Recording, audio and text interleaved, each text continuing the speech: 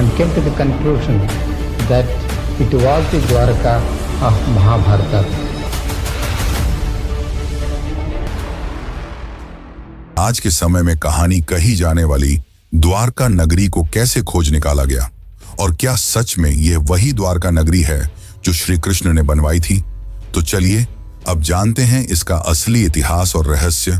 लेकिन उससे पहले अगर आपको यह वीडियो ज्ञानपूर्वक लग रही है तो इसे अपने दोस्तों, रिश्तेदारों और अन्य भक्तों को जरूर शेयर करें।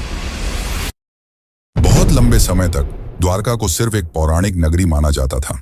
श्रीमद् भागवत पुराण, विष्णु पुराण, हरिवंश पुराण और महाभारत में इसके भव्य विवरण तो थे, लेकिन भौगोलिक रूप से यह कहां थी, यह रहस्य बना हुआ था। अधिकांश विद्वान मानते थे कि यह एक धार्मिक कथा बस है, कोई ऐतिहासिक सच्चाई नहीं। लेकिन यह सोच पहली बार 1930 के आसपास हिली, जब गुजरात के सौराष्ट्र इलाके में कुछ मछुआरों और गोताखोरों ने समुद्र के अंदर अजीब पत्थरों और ढांचों को देखने की बात बताई।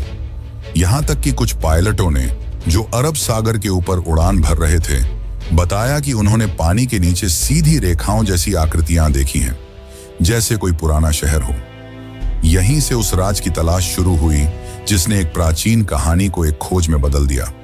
फिर आया साल 1963, जब भारतीय पुरातत्व सर्वेक्षण विभाग यानी कि ASI ने पहली बार बेट द्वारका के पास खुदाई शुरू की। ये वही इलाका था जिसे स्थानीय लोग सदियों से भगवान श्री कृष्ण की नगरी मानते आए थे। खुदाई में वहां से कई प्राचीन बर्तन, मूर्तियां और पक्के ढांचे मिले। इससे ये तो साबित हो गया कि यह जगह काफी पुरानी है, लेकिन इससे द्वारका की असली पहचान अभी भी पूरी तरह साफ नहीं हुई थी। इसके कुछ साल बाद 1970 के दशक में एक और बड़ा सुराग मिला। जामनगर के सरकारी रिकॉर्ड में एक प्राचीन ताम्रपत्र का जिक्र था, जो करीब 6ठी शताब्दी का बताया गया। यह ताम्रपत्र सिंधदत्य नाम के राजा से जुड़ा था और उसमें साफ साफ लिखा था कि यहाँ भगवान श्री कृष्ण निवास करते थे। यह ऐसा पहला ऐतिहासिक दस्तावेज था जिसमें धर्म और इतिहास आपस में जुड़ते नजर आए। इससे इतिहासकारों को पहली बार यह लगा कि द्वारका सिर्फ एक कल्पना नहीं, बल्कि शायद एक खोया हुआ सच है। इसके बाद इस खोज को सही दिशा दी SR राव ने। वे ASI के वरिष्ठ अधिकारी थे और भारत के शुरुआती समुद्री पुरातत्वविदों में से एक माने जाते हैं। उन्हें महाभारत और पुराने ग्रंथों की बातों पर भरोसा था। उन्होंने उन विवरणों की तुलना आधुनिक समुद्री नक्शों से की और पाया कि अगर द्वारका सच में कभी बसी थी तो वह गुजरात के पश्चिमी तट पर ही रही होगी। इसी सोच से 1979 में भारत में पहली बार समुद्र के नीचे पुरातात्विक खोज की नींव रखी गई। डॉक्टर राव ने गोवा स्थित नेशनल इंस्टीट्यूट ऑफ ओशनोग्राफी यानी कि NIO की मदद ली और एक नई खोज का अभियान शुरू किया। यह काम आसान नहीं था।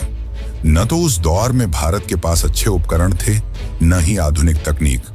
फिर भी उन्होंने स्थानीय मछुआरों, गोताखोरों, पुरानी नावों और शुरुआती सोनार तकनीक की मदद से समुद्र के अंदर छिपे राज को ढूंढना शुरू किया।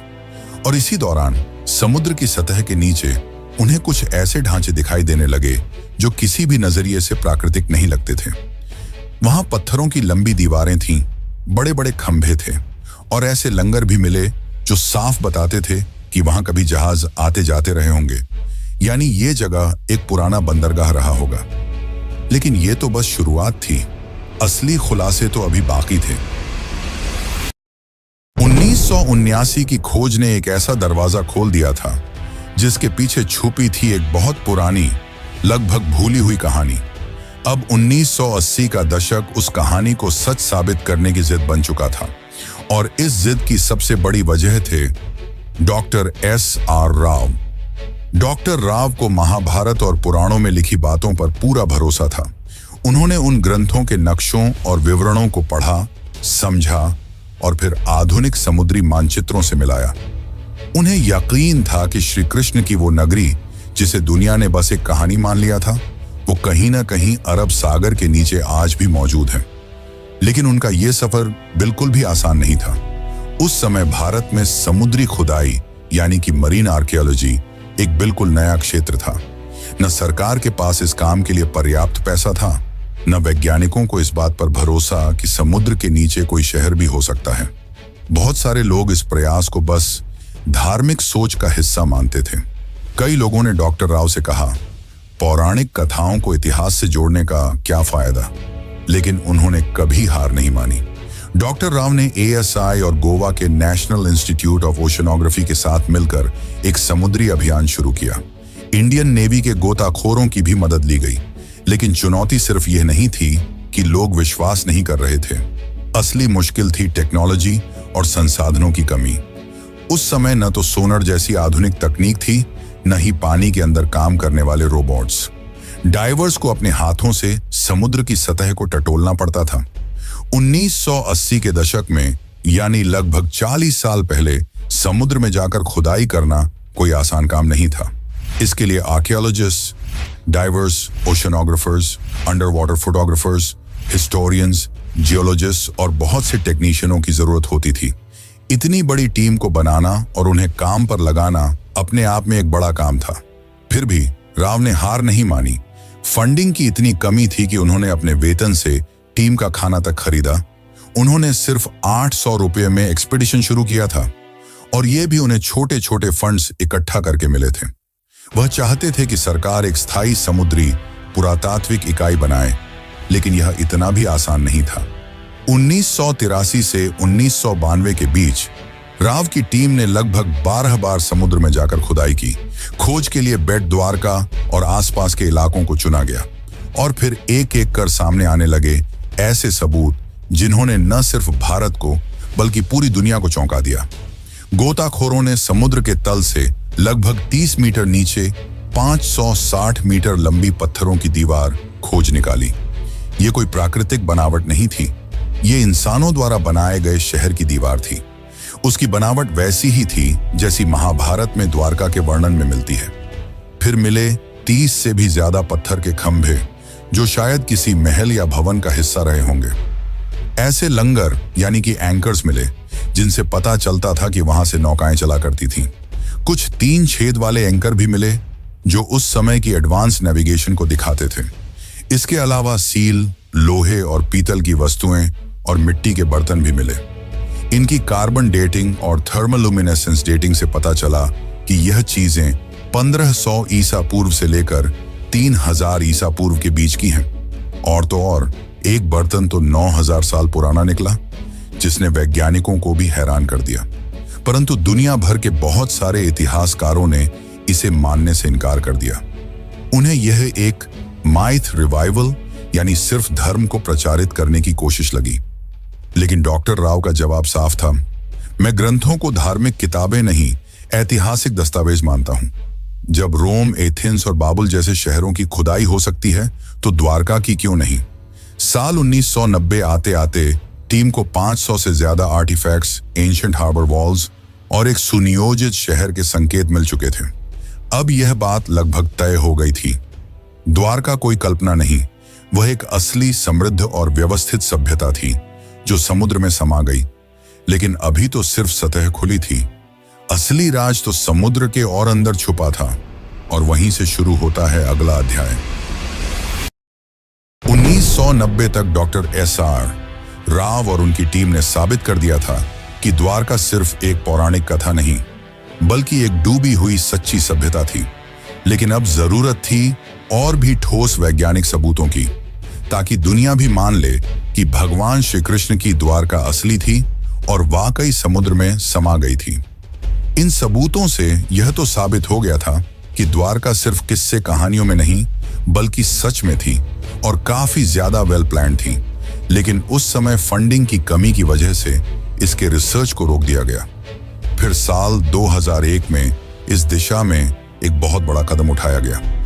भारतीय पुरातत्व सर्वेक्षण और NIOT यानी कि national institute of ocean technology ने मिलकर एक बड़ा वैज्ञानिक अभियान शुरू किया।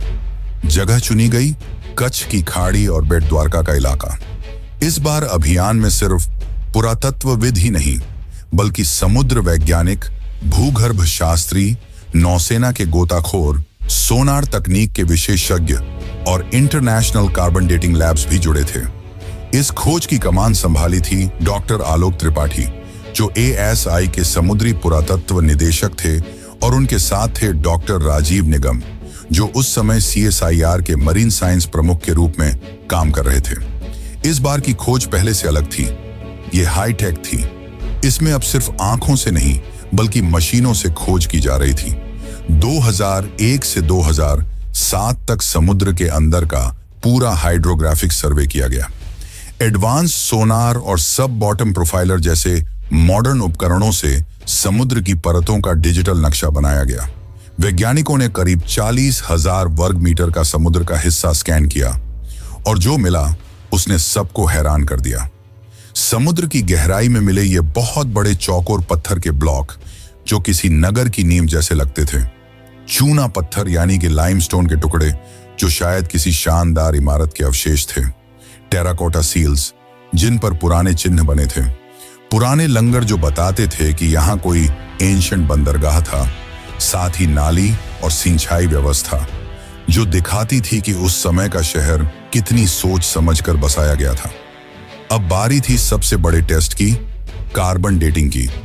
सभी आर्टिफैक्ट्स को भारत और विदेश की प्रयोगशालाओं में भेजा गया और जब नतीजे आए तो वैज्ञानिकों और इतिहासकारों को भी झटका लगा।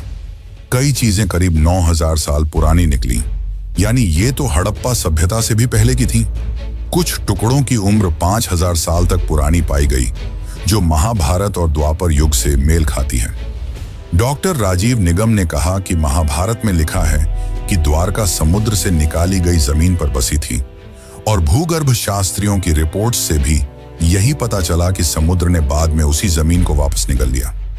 सोनर मैपिंग से यह भी पता चला कि जैसे जैसे समुद्र का स्तर बढ़ा, मंदिर और घर धीरे धीरे आगे खिसकते गए। यानी यह एक धीमा और क्रमिक डुबाव था, अचानक नहीं। A.K. सिन्हा ASI के निदेशक ने बताया कि जमीन और समुद्र दोनों जगहों से जो अवशेष मिले हैं उनके आकार, डिजाइन और बनावट में काफी समानता है, जो ये साबित करता है कि ये सब एक ही समय और संस्कृति से जुड़े थे। फिर आया साल 2007 जब नौसेना और ASI ने मिलकर तीसरा सबसे बड़ा अंडर वाटर एक्सकवेशन शुरू किया। पंचकुई बीच के पास से शुरू हुई इस खुदाई में लगभग 2 नॉटिकल मील के दायरे में फैली हुई मंदिरों की दीवारें, महल के खंडहर और जल निकासी प्रणाली मिली। यही वो पल था जब पहली बार दुनिया ने माना, द्वारका कोई कल्पना नहीं बल्कि एक सच है, एक पूरी सभ्यता जो समुद्र में समा गई। लेकिन फिर भी एक सबसे बड़ा सवाल बाकी रह गया, आखिर द्वारका डूबी क्यों? इसका धार्मिक दृष्टिकोण से तो हमने उत्तर जान लिया, अब जानते हैं वैज्ञानिक दृष्टिकोण से, और साथ ही जानेंगे आज के समय की द्वारका के बारे में। तो बने रहिए, क्योंकि हम जो आपको बताने वाले हैं वो आपको चौंका कर रख देगा। 2007 की खोजों ने यह साबित कर दिया था कि समुद्र की गहराइयों में कोई आम चीजें नहीं बल्कि एक पूरी बसी हुई और समृद्ध नगरी है। लेकिन एक सवाल अब भी रह गया था, आखिर ये नगर डूबा कैसे? क्या वाकई ये कोई श्राप था जैसा ग्रंथों में लिखा है, या फिर इसके पीछे कोई प्राकृतिक और वैज्ञानिक वजह थी? इन सवालों के जवाब ढूंढने के लिए वैज्ञानिकों ने रुख किया ओशनोग्राफी यानी कि समुद्र विज्ञान और जियोलॉजी यानी कि भूगर्भ शास्त्र की ओर। अब तक जो मिला था वो सब प्रमाण तो थे, लेकिन अब जरूरत थी समय को मापने की, ये जानने की कि जब द्वारका बसी थी तब समुद्र में ऐसा क्या हुआ जो वो सब कुछ निगल गया। इस पूरे शोध का आधार बना सी लेवल राइज थ्योरी। अमेरिका की SSCSM यूनिवर्सिटी के प्रोफेसर रेंस ने एक अध्ययन किया जिसमें अरब सागर के सी लेवल को 20,000 सालों के डेटा के जरिए ट्रैक किया गया था। इस रिसर्च के मुताबिक 9,000 साल पहले यानी करीब 11,000 साल पहले समुद्र का स्तर आज के मुकाबले 25 मीटर नीचे था। 5,000 ईसा पूर्व के बीच समुद्र अचानक बहुत तेजी से कई मीटर तक ऊपर उठ गया। वैज्ञानिक मानते हैं कि यह घटना किसी सुनामी या समुद्री आपदा का संकेत देती है, और यह सिर्फ अरब सागर में नहीं हुआ। जब वैज्ञानिकों ने दुनिया के बाकी हिस्सों से मिले सी लेवल डेटा से इस जानकारी की तुलना की तो कैरेबियन द्वीप, इंडोनेशिया और दक्षिण अमेरिका जैसी जगहों पर भी उस दौर में बड़ी बड़ी समुद्री हलचलें और सुनामी के सबूत मिले। इसका मतलब था कि यह घटना सिर्फ भारत तक सीमित नहीं थी बल्कि पूरी दुनिया में उस समय कुछ बड़ा हो रहा था। और ठीक इसी समय महाभारत के अनुसार श्री कृष्ण ने पृथ्वी का त्याग किया था और कलियुग की शुरुआत हुई थी। अब सारे वैज्ञानिक और ऐतिहासिक सबूत एक ही तरफ इशारा कर रहे थे। द्वारका का डूबना कोई कल्पना नहीं, बल्कि एक सचमुच की ऐतिहासिक घटना थी, जिसमें प्राकृतिक आपदा, समय का चक्र और शायद कर्मों की प्रतीकात्मक कहानी सब एक साथ जुड़ गए थे। और फिर आया साल 2024, जब भारत सरकार ने इस पूरे रहस्य को दुनिया के सामने लाने का फैसला किया। 25 फरवरी 2024 को प्रधानमंत्री नरेंद्र मोदी खुद गुजरात के पंचकोई बीच पहुंचे। उनके साथ थी भारतीय नौसेना, ASI, NIOT और वैज्ञानिकों की एक टीम जो स्कूबा डाइविंग से समुद्र की गहराइयों में जाने वाली थी, वहीं जहां श्री कृष्ण की नगरी कभी खड़ी थी। ये कोई आम डाइव नहीं थी, ये इतिहास से साक्षात्कार था। जैसे ही प्रधानमंत्री समुद्र में उतरे, वहां पत्थर के स्तंभ, लंगर, मंदिर की नींव और प्राचीन दीवारें दिखाई दी। मोदी जी ने खुद समुद्र की गोद में मोरपंख अर्पित किया, जो श्री कृष्ण की स्मृति और भारत की सनातन विरासत को फिर से जीवंत करने का प्रतीक था। इसके बाद उन्होंने द्वारिकाधीश मंदिर में जाकर श्री कृष्ण और रुक्मिणी माता के दर्शन किए। मंदिर की 52 गज की ध्वजा, जो हर दिन 5 बार बदली जाती है, आज फिर हवा में लहराई, मानो ये संकेत दे रही हो कि द्वारका की सच्चाई अब दुनिया के सामने है। आज की तारीख में द्वारका 2 भागों में बसी है। एक जो है जहां लाखों श्रद्धालु हर साल दर्शन के लिए आते हैं, और दूसरी जो समुद्र के नीचे है, जिसे आज पूरी दुनिया जानती है the lost city of Krishna के नाम से। इस 90 साल की खोज, संघर्ष और वैज्ञानिक यात्रा ने दुनिया को यह दिखा दिया कि श्रद्धा सिर्फ आस्था नहीं, वो इतिहास की नींव भी बन सकती है। द्वारका सिर्फ भारत की कहानी नहीं है, ये पूरी मानव सभ्यता की याददाश्त है, जो ये सिखाती है कि सत्य और संस्कृति को भुलाया नहीं जा सकता, चाहे वो कितनी भी गहराई में क्यों ना छुपा हो। और इसीलिए आज भी द्वारका जिंदा है, कभी मंदिर की घंटियों में, कभी समुद्र की लहरों में, और अब वैज्ञानिक रिपोर्टों में भी। तो चलिए मित्रों, अब चलते हैं अपने आखिरी अध्याय की ओर। शताब्दियां बीत गईं, युग बदले, राजवंश मिटे, सभ्यताएं उगती और गिरती रहीं, लेकिन समुद्र वो आज भी मौन है, शांत, गूढ़ और रहस्यमयी। उसकी लहरों के नीचे दबी द्वारका की नगरी आज भी जैसे किसी इंतजार में है, न जाने किसके लिए। शायद उसके निर्माता श्री कृष्ण के फिर से लौट आने के लिए, या शायद इस धरती के इंसानों के उस बोध के लिए जब वे केवल इतिहास नहीं, अपनी आस्था में छिपे सत्य को भी पहचानना सीखें। द्वारका कोई कल्पना नहीं थी, वो एक यथार्थ था, एक स्वर्णिम यथार्थ जिसे एक श्राप ने लील लिया, एक समय ने छिपा दिया और एक समुद्र ने अपनी गहराइयों में समा लिया। लेकिन वह सत्य आज फिर उभर रहा है, टूटे स्तंभों में, पुरातत्व की रिपोर्टों में, सोनर की लहरों में और एक राष्ट्र की आस्था में। इस पूरी डॉक्यूमेंट्री ने हमें यह सिखाया कि आस्था और विज्ञान 2 विपरीत ध्रुव नहीं हैं, वे एक ही सत्य की 2 राहें हैं। एक राह हमें विश्वास दिलाती है और दूसरी उसे प्रमाणित करती है। द्वारका की कहानी बस एक शहर की कहानी नहीं है, यह उस संस्कृति की कहानी है जो अपने चरम पर भी विनम्र थी और अपने अंत में भी दिव्य। यह उस ईश्वर की नगरी की कहानी है जिसने अपने जीवन से कर्म का सार बताया और अपने अंत से संयम और स्वीकृति का। और जब अगली बार आप समुद्र की लहरों को देखें, जरा ठहरिएगा, शायद किसी अगाध गहराई से आपको कोई बांसुरी की धुन सुनाई दे। शायद वो द्वारकाधीश अब भी आपको पुकार रहे हों, अपने नगर से, अपने सत्य से, क्योंकि कुछ कहानियां खत्म नहीं होती, वे सिर्फ इंतजार करती हैं दोबारा जगाए जाने का। जय द्वारकाधीश।